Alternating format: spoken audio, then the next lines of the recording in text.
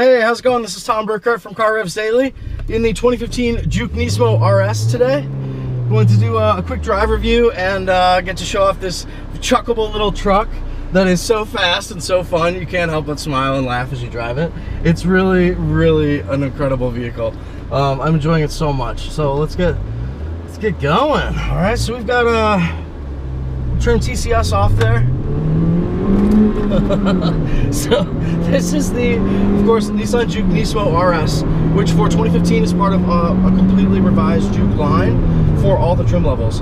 And that starts from about $20,400 and extends to this vehicle's base price of $28,000, plus about $500 in options for floor mats and this armrest. And besides that, I mean, you are good to go. This is like the ideal factory tuner special. I mean, if you could try to think of, if you owned a Nissan JUKE today and you had $20,000 to throw at it in terms of like what you would want to do to make it faster and 1,000 times more fun to drive, then you, if you were really smart, you would do some of the stuff that Nissan and Nismo have done with the RS.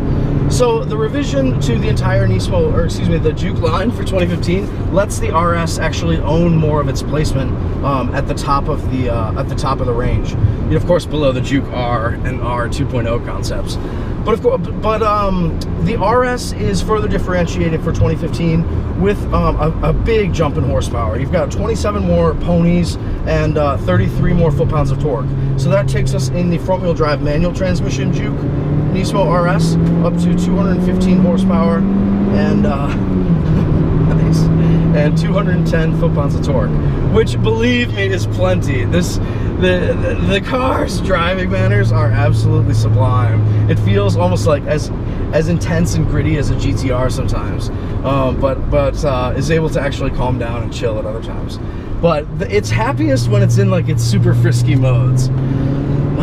It really, really loves to rev. The stick shift is fantastic. 6-speed with triple helical synchro mesh on first through third gears, which really, really helps because the car is geared so short that you really are doing a lot of shifting as you do a big launch. Here, we'll turn around right here. So just pop it into first gear.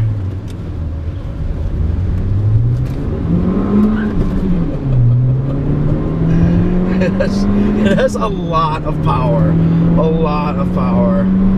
and is delivered very, very nicely. When you do have depending on the traction scenario and whether you are going around a corner at the time, the JUKE Nismo RS front drive can suffer from some torque steer, but it's never like invasive. It's always just sort of lets you know that the car is playing along. So, you know, that's but the overall sprint pace is what has really stuck with me, both in gears and from a launch perspective. We just popped it into sport mode right now, which makes it even more ferocious, and also makes the steering significantly heavier. I've been driving it in sport mode almost all the time, and really enjoying the sport mode in particular. They make the most of the JUKE Nismo RS's exclusive racing buckets. These are like Recaro hardback buckets. I mean, right off a racetrack. There are side airbags though that Nissan has integrated into the hard shells of the seats, which is really cool. And we have a hyper suede and with red leather accents as the color scheme for the entire cabin, and that's the one color option inside. Outside, pretty restricted as well. You have white, silver, and black are the three colors available on the Nismo RS, as well as the JUKE Nismo. So why is it so great? Is it just this 1.6 liter turbocharged engine? This 1.6, I mean, obviously this is the new global racing standard of what a bunch of different series are sort of converging on in terms of a good displacement to work from. And that is from like rallying all the way up to F1 cars with a different cylinder count, of course. But the turbo 1.6 is sort of like the golden formula right now. And seeing what each of the manufacturers can get out of that formula is very, very interesting. The most potent I've felt so far, by a long shot, is of course this JUKE Nismo RS. So 215 horsepower through the front-wheel drive setup of this stick shift car delivers a 0 to 60 time as low as like about 6.2 to 6.3 seconds. It's just extremely fast. And then the automatic transmission option is only available on the all-wheel drive model, and vice versa. So it's like stick, front drive, all-wheel drive, rear drive, or excuse me, all-wheel drive, automatic. So, you know, that's and that car, the automatic, is dramatically slower actually. It comes in with a 60 mile an hour time of closer to 7 seconds, like 6.9, perhaps even up into like the 7.2s, simply because it has so much less power. It has only, versus the stock Juke's 188 horsepower, the Nismo for 2015 is carrying the same outputs. I believe it has a different engine tune and different sport modes available, but it is still that same stock output. So the Nismo version, not the RS that we're in now, is more of like a style and a handling upgrade. Whereas this is the full package. You have a helical limited slip differential in the front, larger 12.6 inch vented front brakes, bigger rear brakes, vented brakes, red calipers, was sort of like I don't know, some kind of sport caliber braking. Not like Brembos or anything, but they definitely haul the car down to a stop very, very easily, which is good because the Nismo had on tracks, the Nismo Juke did need more brakes. So they've really addressed that with the RS, which is the hardest core production vehicle for 29K that you can get from anyone, anywhere on the planet. It's absolutely sublime. So what else have they tweaked? So they've big brakes, completely Nismo fettled suspension tune, Nismo steering, and then like I think like a half dozen additional chassis braces and welds. So those additional welds provide a lot more of a rigid chassis, which is very, very important when you're pushing the limits on a racetrack or trying to achieve, you know, a specific type of performance time. You know, the Nismo guys are going for like a lap time when they made this car, which is why it's so insane in its sport mode, because, you know, that must have been like the last lever they could pull in terms of, you know, optimizing the performance electronically to achieve the goals that they had. And boy, have they ever.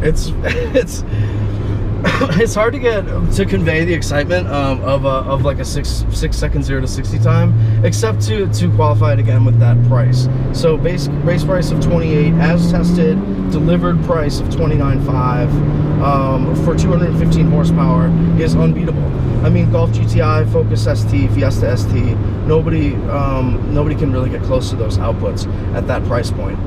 And the second thing is that those output, the engine actually feels significantly stronger than those numbers would suggest. I think that we definitely have some kind of overboost function as the torque hits its peak in the Nismo RS around like 4,000 RPM. It definitely feels like it opens up some kind of extra taps and really, really hauls along. And that is what makes the day for me. I mean, because as great as like the BRZ or Scion FRS are as like you know, a first sports car, you wouldn't love it in like an addictive, obsessive kind of way like you would with this JUKE Nismo RS, which is just like a car for people who absolutely love turbos, love the act of driving, and just really, you know, and want to push the car hard and enjoy, like literally the cliche is like, you know, enjoy the journey, blah blah blah, but you know, that's actually the case with this car. Is it's so fun and so fast and frisky that it really feels like it would be the perfect car for somebody who for whom, you know, the commute like is going to be the best half hour each way of their day. You know, they're going to be pushing this car as hard as it'll let them, and really just having a ball doing it. And the Nismo RS is game to play along for sure. 100% playful vehicle. I'm really, really enjoying it. So regarding this, like, why is 6 seconds so impressive for a compact SUV? Well, it's not just the raw data. It's the fact that because we have like a 7-inch ground clearance in this vehicle, and really like that SUV type stance and footing, you have like sort of an exaggerated sense of what each of the performance, you know, all the performance stuff that you're doing, you have like a good sense of getting passed right now. Maybe I'll repass him. Because, you know, because you have such a high ride height, you know, versus like a, you know, an MX-5, it just really, really brings home all the different sort of movements of the body under acceleration, and as those seats are holding you around corners. The 18-inch wheels are really, really sexy. They're like a dark, a black finish for those with a polished lip, I believe.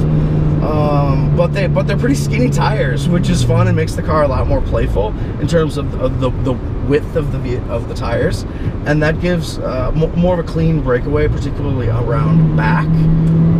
Which, as a front drive car with a limited slip differential, having an expert tuned rear suspension is really, really important. And Nissan worked hard, very, very hard to deliver that.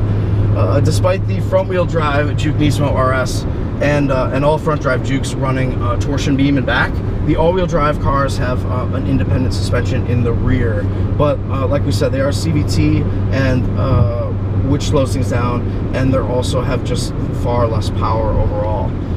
So you really need to cane those cars harder, which for some people I think might be okay. You know, if you're willing, if you're cool with just, like, you know, pegging the throttle and hanging on for dear life as you can fly around corners in your neighborhood, then the automatic is, then of course you're still gonna love that too. But the stick shift has its own unique rewards in just causing sort of cheek grinning. It's like my whole face is like moving up toward. Sorry, it was a bad joke. Crazy pedestrian on the road. But so really, really loving the car. We're about to get to a little disused portion of the Charleston Executive Airport, where I hope we can do some timed 0 to 60 runs and take some photos of the 2015 JUKE Nismo RS, which I'm absolutely loving. It really truly brings like GTR essence and ferocity to the JUKE Nismo, which, you know, who wouldn't love that? Oh, the other thing is, as I was hearing the exhaust gurgle on those downshifts, is that the RS has a bigger diameter downpipe and flow through, as well as rear tailpipe. You know, it has just a bigger, larger capacity exhaust system throughout, and that really is critical when you reflash an ECU of a turbo car. You know, that's what they always say, like, you can't just reflash it and just sort of expect miracles. You have to attend to the breathing, both intake and output exhaust of the turbo. And then once you do that, the engine is just like tunable, you know, like a madman, like a mad, brilliant scientist, like the Nismo guys are. The JUKE Nismo RS is fantastic.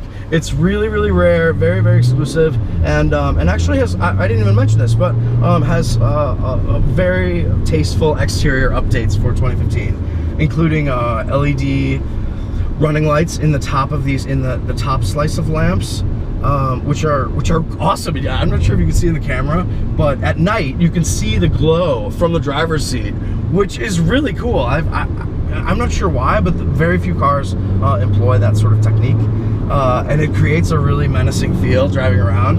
And then we have the sort of GTR derived LED DRLs in the lower bumper, as well as that Nismo body kit, and then finishing the job in the front is a new grille, like inner piece with gloss black, and then Nissan V-Motion bar in a black chrome. So it's very, very sexy and dark up front as the nose. Looks really, really cool.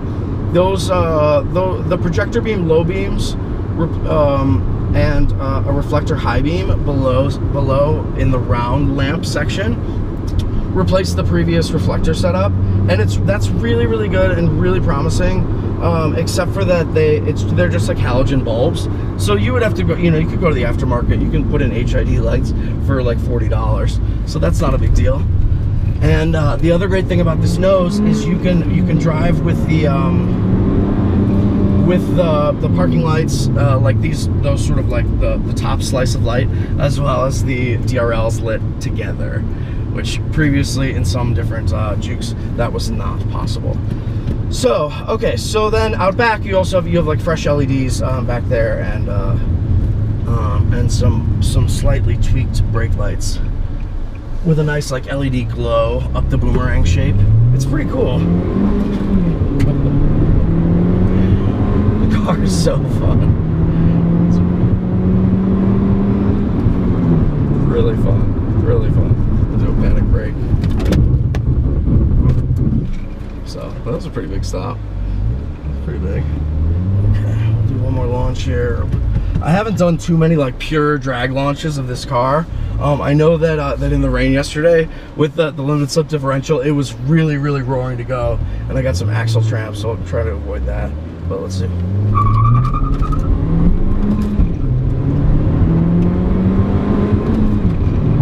Okay, so that's 60.